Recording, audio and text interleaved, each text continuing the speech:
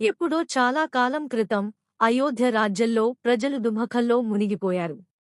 వారి ప్రియమైన రాజకుమారుడు శ్రీరాముడు 14 సంవత్సరాల వనవాసానికి వెళ్ళిపోయాడు. వనవాసంలో రాక్షసరాజు రావణుడు సీతమ్మను అపహరించాడు. రాముడు తన సోదరుడు లక్ష్మణుడు, భక్తుడు హనుమంతుడు వానర సైన్యంతో కలిసి లంకకు వెళ్లి రావణుడిని సంహరించాడు. అనంతరం రాముడు సీతమ్మతో కలిసి అయోధ్యకు తిరిగి వచ్చిన రోజు ప్రజలు ఆనందంతో నిండిపోయారు. ప్రతి ఇంటిలో నూనె దీపాలు వెలిగించి చీకటిని పారద్రోలి వెలుగును ఆహ్వానించారు.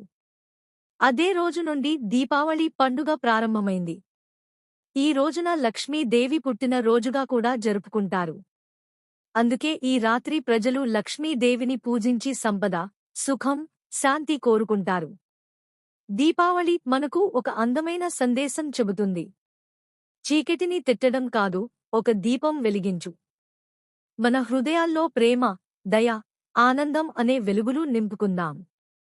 ఇతరులకు సంతోషం పంచుతూ మన జీవితాన్ని ప్రకాశవంతం చేద్దాం. మీ అందరికీ దీపావళి శుభాకాంక్షలు. మీ జీవితంలో వెలుగు ఎప్పటికీ మాయ కాకూడదు.